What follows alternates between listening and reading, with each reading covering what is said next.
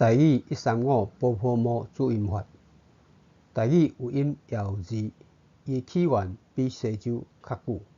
用甲骨文做字根解释台语口语较正确。认真讲，华语台语文字有真侪共用的部分，只不过华语因为外族统治，发音文字有走精。甲骨先生所创作的135波泼摸注音法，甲音谱结合是上自然的发音方式。135代表哆咪嗦，加上华语的五音，1声、2声、3声、4声、轻声，就是台语的7音，甲华语无违和感。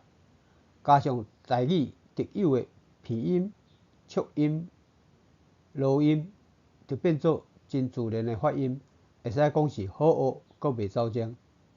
135波泼摸注音法的音调甲符啊规则如下表：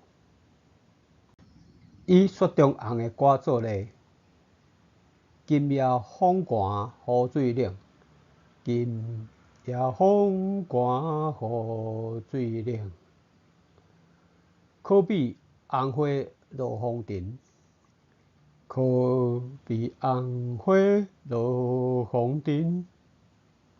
歌词若是写好，基本乐谱就出来，加上编曲，一条歌就产生。这就是135波泼摸注音法可取之处。音调是单字的基本调，也是本调，但是人因为喜怒哀乐，也是声音高亢、低沉形成声调，所以音调会因为连词或者是声调而变调。原则是好听就好。人讲的比唱的较好听，就是指台语有时阵讲话紧，两音夹做一音，产生连音，也是台语的特色。譬如节啊，并音做遮，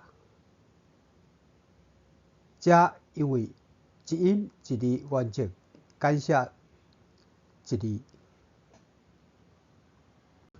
有的鼻音，话讲落较有塞奶气，表达也较柔软。全世界只有台语、日语、甲法语有这种音。佮讲促音，就是急促的尾音，小尾有 p、t、k、如 s、g、b、lam。譬如华语的吓一跳，台语吓一跳。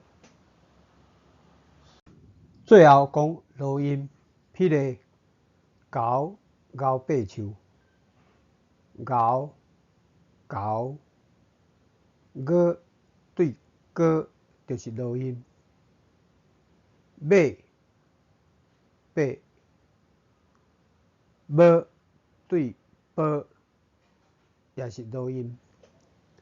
结论是，写台语文歌时用135波泼摸注音法的自然旋律吟念，应该是上好的方法。